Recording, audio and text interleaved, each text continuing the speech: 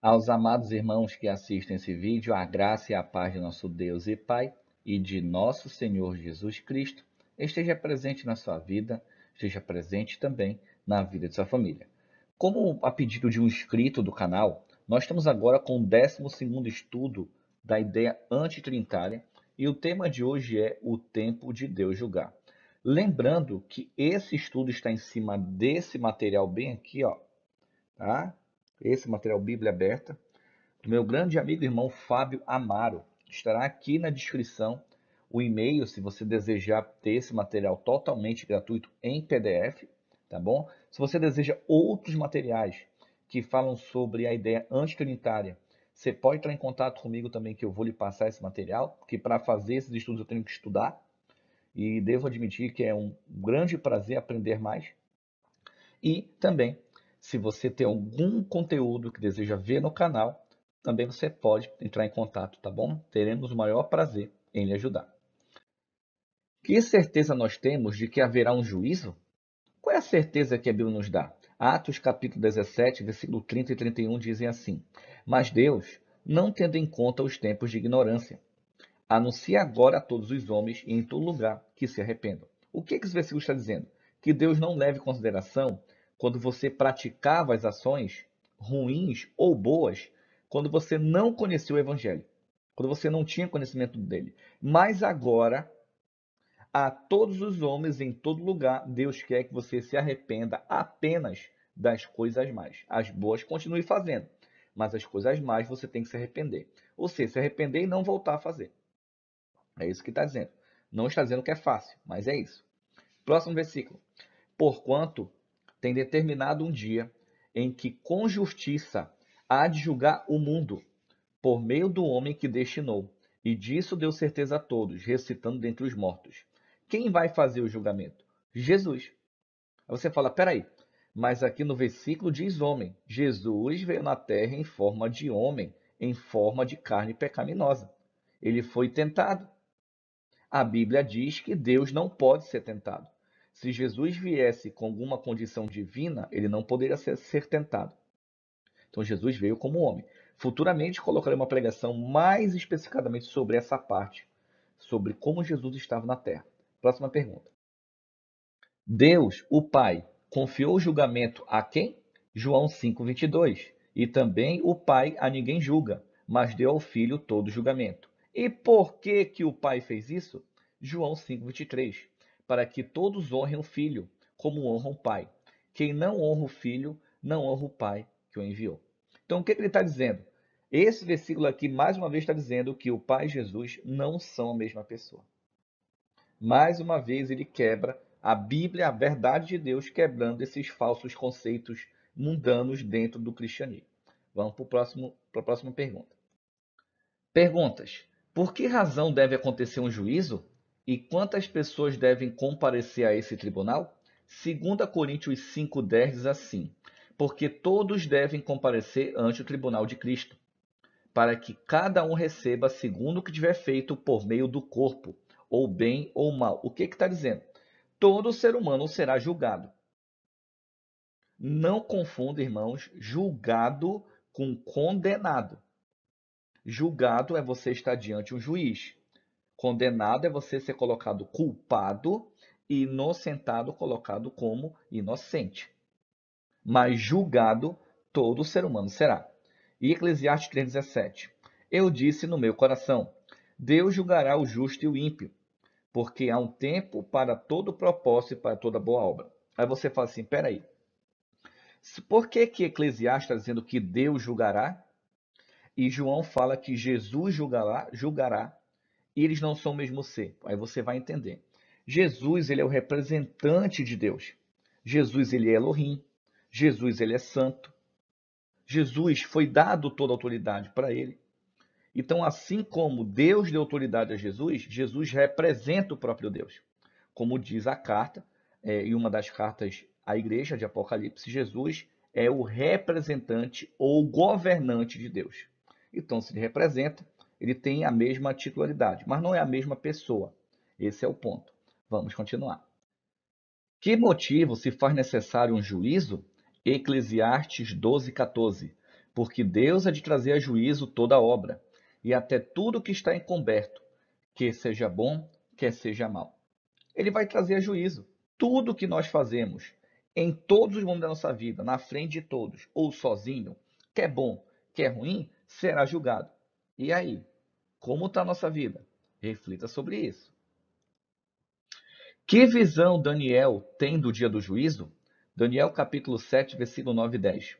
E eu continuei olhando, até que foram postos uns tronos, e o ancião de dias se assentou, e a sua veste era branca como a neve, e o cabelo da sua cabeça como pura lã, e o seu trono era de chamas de fogo, e as suas rodas de fogo ardente. Essa visão Daniel está vendo de Jesus Cristo glorificado lá de Apocalipse 1 e lá de Apocalipse 20.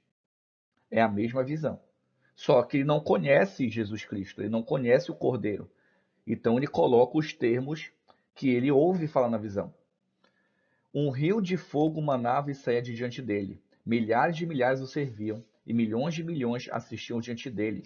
Assentou-se o juízo e abriram-se os livros. Já vamos explicar que livros são esses. Onde estão registrados os atos de todos os pecadores de todas as épocas? Apocalipse capítulo 20, versículo 12. E viu os mortos, grandes e pequenos, que estavam diante de Deus, e abriram-se os livros. E abriu-se outro livro, que é o livro da vida. E os mortos foram julgados pelas coisas que estavam escritas nos livros, segundo as suas obras. Então as pessoas são julgadas por suas ações. Então, cuidado com a verdade relativa, que é uma ideologia do diabo que já está dentro das igrejas e que as pessoas estão levando isso. Não, mas eu interpreto a Bíblia assim porque a verdade é relativa. Verdade não é relativa, é absoluta. Não existe verdade relativa. 2 mais 2 é 4, você querendo ou não. Estou dando um exemplo mais simples. Então, o que é para Deus a salvação? A salvação é Cristo Jesus. Ponto final. Estou dando exemplos aqui. Não tem outro. Tem assim, não tem outro ponto de salvação, mas tem vários exemplos. Então, esse nós temos que entender. Vamos para o próximo. Os santos auxiliarão Jesus no julgamento, fazendo o quê? 1 Coríntios capítulo 6, versículos 2 e 3 dizem assim: Não sabeis vós que os santos hão de julgar o mundo? Ora, se o mundo deve ser julgado por vós, sois porventura indignos de julgar as coisas mínimas? Não sabeis vós que havemos de julgar os anjos? Quanto mais as coisas pertencentes a essa vida, vamos entender isso aqui. Esse julgamento que Paulo está dizendo, não é aquele julgamento que os cristãos acham que é esse. Olha, tu está em pecado, tu vai para o inferno. Isso não é julgamento, não é esse julgamento que Paulo está dizendo. Paulo está dizendo julgar se algo é correto ou incorreto diante de Deus. Esse é o julgamento que será feito aqui. E as pessoas não entendem. Não entendem. Quantas igrejas, denominações religiosas que um membro peca, cai em tentação e começa aquele showzinho de fariseu, você está em pecado, você tem que ser disciplinado, você tem que ser feito isso, você não pode mais tocar. Isso é esse showzinho, esse circozinho, que não é de Deus, que não é de Jesus, é da religião, é deles. Não é isso que a Bíblia está dizendo. Vou dar um exemplo aqui para você. Eu, Leone, não sou contra redes sociais. Eu tenho redes sociais de pregação, como vocês, o canal do YouTube é um exemplo. Também tenho meu Instagram de pregação, mas eu não uso rede social para ficar praticando lascívia, sensualidade. Existem pessoas hoje que batem foto de biquíni e põem em rede social, dançando danças sensuais. Isso é praticar lascívia, é um fruto da carne. Mas eu não vou chegar para a pessoa, você vai para o inferno. Não é isso que é o julgamento, que aqui está dizendo. Qual é o julgamento? Eu olhar para um vídeo desse, às vezes aparece, você nem busca, apareceu na sua tela, isso aqui Deus não se agrada, eu vou bloquear, eu vou sair. Esse é o julgamento. É isso que é julgar as coisas mínimas. O que é certo, o que é errado, e não apontar o dedo se achando melhor. Cuidado. O que acontecerá com os vencedores? Em que livro terá seu nome? Aqueles que serão salvos. O que acontecerá com eles? Apocalipse 3:5. O que vencer será vestido de vestes brancas, e de maneira nenhuma arriscarei o seu nome do livro da vida, e confessarei o seu nome diante de meu Pai e diante de seus anjos. Né? Por isso que é bom darmos bom testemunho, continuarmos no caminho correto, para que nesse dia possamos estar ao lado de Jesus. Em que momento a sentença será proferida? Vamos ver? Porque o Filho do Homem virá na glória de seu Pai, com os seus anjos, e então dará a cada um segundo as suas obras. Então, na volta de Jesus, o julgamento acontece. É aí que está dizendo. Apocalipse 20, isso foi em Mateus 16, 27. Apocalipse 22, 12. E eis que cedo venho, e o meu galardão está comigo, para dar a cada um segundo a sua obra. Na segunda vinda de Cristo, todos serão julgados e os santos recebem seu galardão, que é a vida eterna. Então, essa ideia, mais que já me perguntaram sobre juízo investigativo, ela existe? Não, isso não existe. Será feito um canal em cima disso. Desculpe, um vídeo em cima disso. Quando começa o julgamento, Apocalipse 14, 6, 14, 7. E vi outro anjo voar pelo meio do céu, e tinha o evangelho eterno para proclamar aos que habitam sobre a terra, e a toda nação, e tribo, e língua, e povo, dizendo com grande voz: Temei a Deus e dá-lhe glória, porque é vinda a hora do juízo, e adorai aquele que fez os céus, a terra e o mar, e a fonte das águas. Né? Então o julgamento ele começa quando o verdadeiro evangelho começa a ser pregado na terra. O real evangelho, não a religião, não eu acho, não eu penso, não vamos seguir o pensador tal, não, somente a Bíblia. Quanto tempo depois Deus executa a sentença final? Apocalipse capítulo 20, versículo 4. E vi tronos, e assentaram-se sobre eles, e foi-lhes dado o poder de julgar. E vi as almas daqueles que foram degolados pelo testemunho de Jesus e pela palavra de Deus, e que não adoraram a besta nem a imagem, e não receberão sinal em suas testas nem em suas mãos. E viveram e reinarão com Cristo durante os 1000 anos. Né? Então a sentença final acontecerá quando já tiver colocado no mundo a marca da besta. Tá bom? Quando isso começar, o julgamento é feito. Quando o julgamento termina, as pragas começam a cair.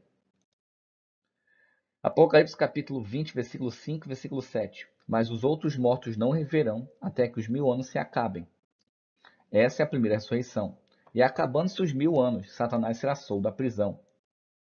E sairá a enganar as nações que estão sobre os 4 cantos da terra, Gog e Magog, do qual já estudamos sobre isso, cujo número é como a areia do mar, para juntar em batalha. E subirão sobre a largura da terra, e cercarão o arraial dos santos, e a cidade amada, e de Deus desceu o fogo do céu e os devorou. Vamos entender isso aqui. Haverá 2 julgamentos. O dos salvos, que na volta de Jesus eles vão para o céu, e os ímpios serão também julgados, mas ficarão mortos na terra. E isso é a volta de Jesus. Já vai estar tudo feito. Passando 1000 anos dessa volta, os salvos já estão com Jesus Cristo, mas estão na cidade, na Nova Jerusalém, e os mortos que não foram salvos vão ressuscitar, e vai descer fogo do céu e vai devorar todo mundo. Significa, eles vão queimar até virar pó. Ninguém vai queimar para sempre. Que possamos ter compreendido esse maravilhoso tema.